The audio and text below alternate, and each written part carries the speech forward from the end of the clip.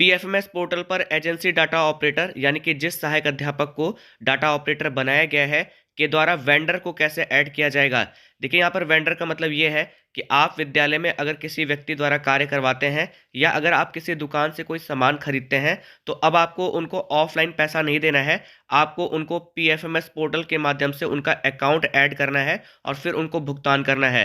तो ऐसे व्यक्तियों को वेंडर कहा जाता है, यानी कि जिससे आप सामान खरीद रहे हैं या आप जिससे विद्यालय में कार्य करवा रहे हैं उनको वेंडर कहा जाता है। तो वेंडर को आप कैसे ऐड करेंगे पीएफएमएस पोर्टल पर, ये कार्य एजेंसी डाटा ऑपरेटर द्वारा किया जाता है। विद्यालय का कोई सहायक अध्यापक जिसे एजेंसी डाटा ऑपरेटर बनाया गया है वो इस कार्य को करेंगे। और वेंडर की मैपिंग कैसे की जाएगी, देखिए केवल वेंडर को ऐड करने का कार्य नहीं होता है, उनकी मैपिंग भी की जाती है। का पूरा प्रोसेस आज हम इस वीडियो में डिस्कस करने वाले हैं। तो अगर आप वीडियो पे नए हैं तो आपसे निवेदन है कि चैनल को सब्सक्राइब कर लीजिए ताकि और इम्पॉर्टेंट वीडियो की नोटिफिकेशन आपको प्रॉपरली मिलती रहे। ये कार्य करने के लिए आपको अपने मोबाइल के किसी भी ब्राउजर के सर्च बार में टाइप करना है pfms.nic.in या आप खाली pfms टाइप कर सकते हैं और ये टाइप करने के बाद आपको सर्च कर देना है। सर्च करने के बाद कुछ इस तरह का इंटरफेस आपके सामने आएगा। इस स्क्रीन को आपको स्क्रॉल करना है नीचे की तरफ, यहाँ पर आपको लॉगिन पेज दिखेगा। अब आप यहाँ से थोड़ा ध्यान दीजिएगा। देखिए पीएफएमएस पोर्टल पर आपके एसएमसी खाते की लिमिट चेक करने के लिए और पीएफएमएस पोर्टल को मैनेज करने के लिए आपको एजेंसी एडमिन के द्वारा लॉगिन करना होता है। जो आईडी पासवर्ड आपको बीआरसी के थ्रू मिलता है वो एजेंसी एडमिन का होता है, तो आप उस आईडी से लॉगिन करेंगे। लेकिन एजेंसी डाटा ऑपरेटर द्वारा वेंडर को ऐड करने के लिए एजेंसी डाटा ऑपरेटर की आईडी और पासवर्ड से लॉगिन करना होता है। अब एजेंसी डाटा ऑपरेटर और एजेंसी डाटा अप्रूवर जो विद्यालय के प्रधानाध्यापक होते हैं उनको कैसे ऐड किया जाता है पीएफएमएस पोर्टल पर, इसका वीडियो हमने बनाया है और उसका लिंक डिस्क्रिप्शन बॉक्स में है। आप उस वीडियो को इससे पहले देख लीजिएगा ताकि एजेंसी डाटा ऑपरेटर को आप कैसे ऐड करेंगे इसका प्रोसेस आपको पता चल जाएगा। और आईडी और पासवर्ड आपको कैसे मिलेगा एजेंसी डाटा ऑपरेटर का, ये भी उस वीडियो में बताया गया है। तो चलिए हम यहाँ पर एजेंसी डाटा ऑपरेटर की आईडी और पासवर्ड एंटर करते हैं और लॉगिन करते हैं। एजेंसी डाटा ऑपरेटर की आईडी और पासवर्ड हमने यहाँ पर एंटर कर दिया है। अब हम लॉगिन पे क्लिक करेंगे। तो जैसे आप लॉगिन पे क्लिक करेंगे आप सक्सेसफुली पीएफएमएस पोर्टल पे लॉगिन हो चुके हैं। इस जगह पर आपको जो एजेंसी डाटा ऑपरेटर आपके विद्यालय के जो सहायक अध्यापक हैं उनका नाम दिखेगा, तो आप समझ जाइएगा कि आप एजेंसी डाटा ऑपरेटर की आईडी से लॉगिन हैं। अब वेंडर को ऐड करने के लिए आपको यहाँ पर देखिए बाएं साइड बहुत सारे ऑप्शंस दिख रहे हैं। तो देखिए माय डिटेल्स के नीचे आपको मास्टर्स का ऑप्शन दिखेगा। आपको इस मास्टर्स वाले ऑप्शन पे क्लिक करना है। जब आप मास्टर्स वाले ऑप्शन पे क्लिक करेंगे तो कुछ ऑप्शंस और खुल जाएंगे। इसमें देखिए तीसरा ऑप्शन है वेंडर्स। तो अगर आप मोबाइल पे ये काम कर रहे हैं तो वेंडर वाले ऑप्शन को आप लॉन्ग प्रेस करके होल्ड करिएगा तो स्क्रीन पर इस तरह का पॉपअप मैसेज आएगा। अब आप स्क्रीन में कहीं पर भी आप अपने अंगूठे से क्लिक करिएगा तो ये पॉपअप मैसेज हट जाएगा। अब आपको यहाँ पर एक ऐड न्यू का ऑप्शन मिलेगा, आपको यहाँ पे क्लिक करना है। अब देखिए वेंडर को ऐड करने का जो पेज है वो आपके सामने खुलकर आ जाएगा।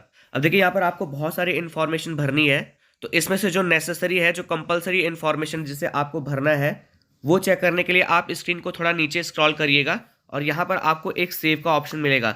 जैसे आप सेव वाले ऑप्शन पे क्लिक करेंगे तो देखिए जिन ऑप्शंस के आगे रेड कलर से रिक्वायर्ड लिखा है, अगर आप केवल इनको ही भरेंगे तो भी वेंडर ऐड हो जाएंगे और जिन बॉक्सेस के आगे रिक्वायर्ड नहीं लिखा है आप उसे छोड़ सकते हैं। अगर आपके पास सारे इन्फॉर्मेशन है तो आप भर सकते हैं, लेकिन यहाँ पर जरूरी जो इन्फॉर्मेशन है जिनके आगे रेड कलर से रिक्वायर्ड लिखा हुआ है, जैसे यहाँ पर नेम है, यहाँ पर एड्रेस 1 है, सिटी है, मोबाइल नंबर है और नीचे बैंक का नाम और जो अकाउंट नंबर है, ये कंपलसरी है, ये तो आपको भरना ही भरना है। इसके अलावा जो ऑप्शंस हैं वो आप छोड़ भी सकते हैं। अब देखिए वेंडर को ऐड करने के लिए सबसे पहले टाइप ऑफ वेंडर सेलेक्ट करना होता है। तो इसके आगे जो पर्सनल लिखा है, जब आप इस बॉक्स पे क्लिक करेंगे तो वेंडर के बहुत सारे टाइप यहाँ पे खुल के आ जाएंगे। सबसे पहला है पर्सनल। तो देखिए पर्सनल में वो वेंडर आएंगे जिनका कोई फर्म नहीं है, जिनकी कोई दुकान नहीं है। जैसे अगर रंगाई पुताई करने वाला कोई आदमी आपके विद्यालय में रंगाई पुताई करता है तो उसकी कोई दुकान या फर्म नहीं है तो आप उसे पर्सनल की कैटेगरी में लेंगे। और देखिए विद्यालय के जो प्रधानाध्यापक हैं वो भी 5,000 रुपये की जो धनराशि है वो अपने खाते में हस्तांतरित कर सकते हैं। तो अगर उनको भी आपको वेंडर के रूप में ऐड करना है तो आपको यहाँ पर पर्सनल टाइप सेलेक्ट करना होगा। कमर्शियल में जैसे किसी का फर्म है, किसी की दुकान है, टिन नंबर है या फर्म का नंबर है, तो ऐसे जो दुकानदार होंगे या होलसेल वाले होंगे उनको आप कमर्शियल में ऐड करेंगे। अगर किसी इंस्टीट्यूशन से आपने कोई सामान लिया हुआ है तो आपको यहाँ पर इंस्टीट्यूशनल सेलेक्ट करना होगा। स्मॉल बिजनेस फाइनेंस से अगर कोई सामान लिया है तो आपको स्मॉल बिजनेस फाइनेंस वाला ऑप्शन सेलेक्ट करना होगा। इसी तरह से कोई स्मॉल स्केल इंडस्ट्री से अगर आपने सामान लिया है तो स्मॉल स्केल इंडस्ट्री को सिलेक्ट करना होगा, और अगर एनजीओ के माध्यम से कोई सामान लिया गया है तो आपको एनजीओ को एज ए वेंडर यहाँ पर ऐड करना होगा। तो चलिए, अगर कोई व्यक्ति आपके विद्यालय में कार्य करता है और वो अगर किसी दुकान या फर्म से संबंधित नहीं है तो उसको आप पर्सनल की कैटेगरी में ऐड करेंगे। तो हमने टाइप ऑफ वेंडर यहाँ पर पर्सनल सेलेक्ट कर लिया है। इसके बाद हम आपको एक कमर्शियल वेंडर को भी ऐड करना बताएंगे और एक ट्रिक भी बताएंगे कि आपको ऐड करने की जरूरत नहीं पड़ेगी, आप डायरेक्टली उसे मैप कर सकते हैं। तो फिलहाल चलिए हम एक पर्सनल टाइप का वेंडर यहाँ पर ऐड कर रहे हैं। तो हम यहाँ पर जो रिक्वायर्ड फील्ड है, जैसे नेम है, एड्रेस 1 है, सिटी है, मोबाइल नंबर है, ये सारे फील्ड यहाँ पर फिल कर देते हैं। यहाँ पर आप एक काम और भी कर सकते हैं, जैसे देखिए एड्रेस 1 रिक्वायर्ड है लेकिन एड्रेस 2 एड्रेस 3 रिक्वायर्ड नहीं है, तो आप उस वेंडर का जो पूरा एड्रेस है वो एड्रेस 1 में आप पूरा टाइप कर सकते हैं। तो यहाँ पर जो वेंडर हम ऐड कर रहे हैं उसका नाम, एड्रेस 1, सिटी, कंट्री, डिस्ट्रिक्ट और मोबाइल नंबर हमने यहाँ पर ऐड कर दिया है। अगर मोबाइल नंबर नहीं है तो आप यहाँ नॉट अवेलेबल पे क्लिक कर दीजिएगा। बस यहाँ पर हो गई ये कि जो भी पैसा आप ट्रांसफर करोगे उसका मैसेज उस वेंडर तक नहीं पहुंचेगा, और अगर मोबाइल नंबर है तो आप वो डाल दीजिए। अब इसके बाद हमें बैंक डिटेल्स को फिल करना है। तो सबसे पहले बैंक का नेम यहाँ पर फिल करना होगा। तो आप इस बॉक्स में उस बैंक का शुरू का 4 अल्फाबेटिक जैसे लिखेंगे तो यहाँ पर सर्च रिजल्ट में आपको बैंक दिखने लगेगा। आपने देखा यहाँ पर हमने बड़ौदा यूपी लिखा तो नीचे बैंक सर्च रिजल्ट में आ गया बड़ौदा यूपी बैंक। आप यहाँ पर क्लिक कर दीजिएगा, ये बैंक सेलेक्ट हो जाएगा। अब आपको यहाँ पर अकाउंट नंबर एंटर करना होगा। हमने यहाँ पर बैंक का नेम और अकाउंट नंबर ये दोनों एंट्रीज भर ली है। आपको यहाँ पर एक बॉक्स दिख रहा होगा और यहाँ पर लिखा है वर्चुअल अकाउंट नंबर, तो आप यहाँ पर क्लिक मत करिएगा। अब इसके बाद आपको नीचे आना है, यहाँ पर ऐड बैंक डिटेल्स पे आपको क्लिक करना है। जैसे आपने ऐड बैंक डिटेल्स पे क्लिक किया, बैंक की जो डिटेल है वो ऐड हो चुकी है। यहाँ पर बैंक का नेम, अकाउंट नंबर, स्टेटस देखिए यहाँ पर एक्टिव लिखा हुआ है, और यहाँ पर आपको एक डिलीट का ऑप्शन मिलेगा। तो अगर आपसे गलती से ये बैंक डिटेल ऐड हो गई, अगर आप हटाना चाहते हैं तो आप यहाँ डिलीट वाले ऑप्शन पे क्लिक करके इसे हटा भी सकते हैं। फिलहाल हमें इस वेंडर को ऐड करना था। अब हम यहाँ पर सेव वाले ऑप्शन पे क्लिक करेंगे।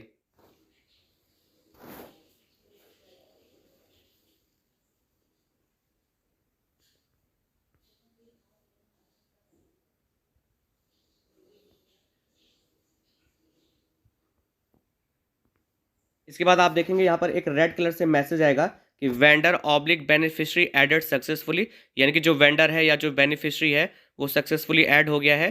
Please note the unique code for registered vendor for future use. भविष्य में कार्य करने के लिए जो वेंडर का ये यूनिक कोड है इसे आप नोट कर लीजिए। देखिए लास्ट में VAUPV इस टाइप से ये वेंडर का यूनिक कोड है, इसे आप लोग नोट जरूर कर लीजिएगा। अब आइए हम आपको बताते हैं कि इस वेंडर को आप मैप कैसे करेंगे। वेंडर को मैप करने के लिए आपको मास्टर्स वाले ऑप्शन में जाना है। फिर उसके बाद आपको वेंडर्स वाले ऑप्शन को, अगर आप मोबाइल पे कार्य कर रहे हैं तो आपको लॉन्ग प्रेस करना है। एक पॉपअप मैसेज आएगा, स्क्रीन पर बाहर कहीं टच कर दीजिए। उसके बाद अब आपको मैनेज वाले ऑप्शन पे क्लिक करना है। ऐड तो आपने कर लिया, अब आपको मैनेज वाले ऑप्शन पे क्लिक करना है। जैसे आप मैनेज वाले ऑप्शन पे क्लिक करेंगे तो आप यहाँ पर देख सकते हैं कि जिस वेंडर को आपने ऐड किया था वो वेंडर यहाँ पर आ चुका है। यहाँ पर वेंडर का नेम है, यहाँ पर वेंडर का टाइप पर्सनल है, यहाँ पर कॉन्टैक्ट डिटेल यानी कि एड्रेस है, यहाँ पर यूनिक कोड है, बैंक का नाम है, अकाउंट नंबर है, यहाँ पर किसने इस वेंडर को ऐड किया है यानी कि एजेंसी डाटा ऑपरेटर की आईडी होगी, क्रिएटेड डेट होगा कि किस डेट पे इसको ऐड किया गया है, यहाँ पर बैंक का स्टेटस दिखाई देगा और यहाँ पे लिखा है सेंड टू बैंक। जब आप इसको ऐड करेंगे तो उस समय आपको पेंडिंग शो होगा, लेकिन थोड़ी देर बाद यहाँ पर सेंड टू बैंक लिखा हुआ आ जाएगा और यहाँ पर अकाउंट स्टेटस एक्टिव लिखा हुआ है। अब आपको यहाँ पर एक महत्वपूर्ण बात बतानी है कि अगर आपने खुद वेंडर को ऐड किया है तो उस वेंडर को मैप करने की कोई जरूरत नहीं है। अब देखिए हमने आपको यहाँ पर बताया कि जिन वेंडर्स को आपने ऐड किया है उन्हें मैप करने की आवश्यकता नहीं है, वो ऑलरेडी मैप हो जाते हैं। तो यहाँ पर ये प्रश्न उठता है कि आखिर हमें किन वेंडर्स को मैप करना है। देखिए PFMS पोर्टल पर जितने भी वेंडर्स ऐड होते हैं उनको आप देख सकते हैं और बिना ऐड किए आप उनको मैप कर सकते हैं। यहाँ पर आपको देखिए एक सर्च क्राइटेरिया में यहाँ पर लिखा हुआ है कि वेंडर्स रजिस्टर्ड बाय मी, यानी कि आपके द्वारा जो वेंडर्स ऐड किए जाएंगे या रजिस्टर्ड किए जाएंगे उनकी लिस्ट आपको यहाँ पर शो होगी। हमने केवल एक वेंडर ऐड किया है इसलिए हमें एक रिजल्ट शो हो रहा है। आप जितने भी वेंडर्स को ऐड करेंगे वो नीचे ऐड होते जाएंगे। जब आप इस बॉक्स पे क्लिक करेंगे तो यहाँ पर आपको बहुत सारे ऑप्शंस मिलेंगे। इसमें पहला तो ऑप्शन आपने देख ही लिया। दूसरा ऑप्शन ये है कि vendors mapped but registered by other, कि आपने जिन वेंडर्स को मैप किया है लेकिन उनको रजिस्टर्ड किसी और ने किया था। कहने का मतलब ये है कि अगर किसी और ने भी वेंडर को रजिस्टर्ड किया है तो आप उसको मैप कर सकते हैं।